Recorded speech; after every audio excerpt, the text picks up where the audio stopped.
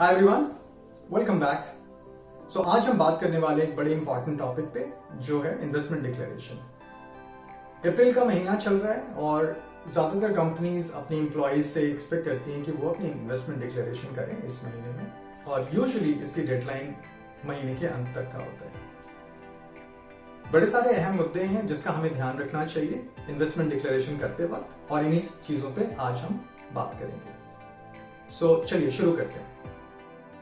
सबसे पहली बात, इन्वेस्टमेंट डिक्लेरेशन होता क्या है। आप ऐसे समझे, आप अपनी जब सैलरी स्लिप देखते हैं किसी भी महीने की, तो आपको लेफ्ट साइड में दिखता है आपकी अर्निंग्स और राइट साइड की टेबल में आपको दिखता है जो डिडक्शंस होती हैं आपकी अर्निंग्स से। इन डिडक्शंस में से एक डिडक्शन होती है इनकम टैक्स की डिडक्शन, राइट। और ये हर महीने आपका एम्प्लॉयर आपकी सैलरी से डिडक्ट करता है गवर्नमेंट के अकाउंट्स में जमा करने के लिए। इन्वेस्टमेंट डिक्लेरेशन जो आप करते हैं अपनी कंपनी के फिनांस डिपार्टमेंट को बताते हैं, आपकी कंपनी इसी इन्वेस्टमेंट डिक्लेरेशन को ध्यान में रखते हुए आपकी इनकम टैक्स को कैलकुलेट करती है। सो इन्वेस्टमेंट डिक्लेरेशन क्या है? इन्वेस्टमेंट डिक्लेरेशन बेसिकली आपकी साइड से ये डिक्लेरेशन है कंपनी को कि आप पूरे साल टैक्स सेविंग के लिए क्या क्या इन्वेस्टमेंट्स करेंगे। और अब आता है दूसरा सवाल, जो इन्वेस्टमेंट डिक्लेरेशन आप करेंगे उसको कंपनी इस्तेमाल कैसे करती है, उस इंफॉर्मेशन का कंपनी करती क्या है। आपकी जो इनकम टैक्स कैलकुलेट होती है हर महीने और डिडक्ट होती है आपकी सैलरी स्लिप के राइट साइड में आपको रिफ्लेक्ट होता है। ये कैलकुलेशन आपकी इन्वेस्टमेंट डिक्लेरेशन के हिसाब से ही किया जाता है। दो चीजें हो सकती हैं, या तो आपने इन्वेस्टमेंट डिक्लेरेशन नहीं करी है या तो आपने इन्वेस्टमेंट डिक्लेरेशन करी है।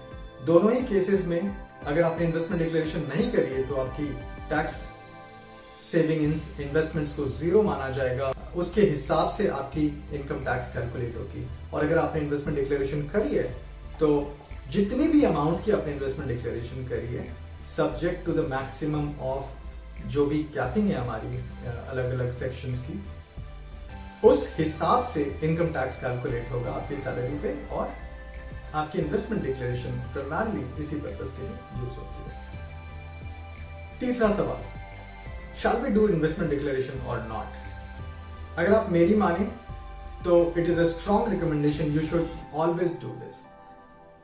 आपका अगला सवाल होगा क्यों जरूरी है, और अगर हम ये ना करें तो इसके डाउन साइड क्या है। इसके डेफिनेटली कुछ फायदे हैं जिनमें से कुछ मैं आपको अभी बता देता हूं। अगर आप इन्वेस्टमेंट डिक्लेरेशन नहीं करेंगे तो आपकी मंथली टैक्स आउटफ्लो बढ़ जाएगी, और इन केस आप डिसाइड करते हैं फाइनेंशियल ईयर में बाद में कि आपको एक्चुअली इन्वेस्टमेंट करनी है टैक्स सेविंग के लिए, तो आपको ये जो इनकम टैक्स आपका ज्यादा कट गया है वो आपको रिफंड के फॉर्म में अगले फाइनेंशियल ईयर में लेना पड़ेगा। Not a very good situation to be in. आप ऐसा क्यों करना चाहेंगे?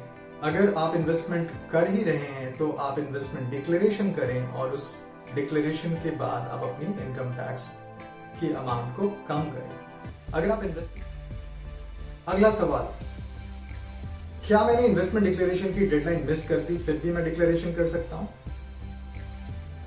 बड़ी सारी कंपनीज आपको ये मौका हर क्वार्टर में एक बार देती हैं, या कुछ कंपनीज आपको ये मौका हर महीने देती हैं। वो एक विंडो ओपन करती हैं जो कि 1 तारीख से 15 तारीख का हो सकता है, 10 से 15 तारीख तक का हो सकता है, 11 से 20 तारीख तक का हो सकता है। अलग अलग कंपनीज में अलग अलग पॉलिसीज हो सकती हैं, बट आपको ये मौके मिलते हैं, बार बार मिलते हैं। अगर आपने अप्रैल में ये डेडलाइन मिस कर दी तो आप अगली विंडो का वेट कर सकते हैं और वहां पे ये डिक्लेरेशन कर सकते हैं। अगला सवाल ये है कि अगर मैंने इन्वेस्टमेंट डिक्लेरेशन नहीं करी तो क्या?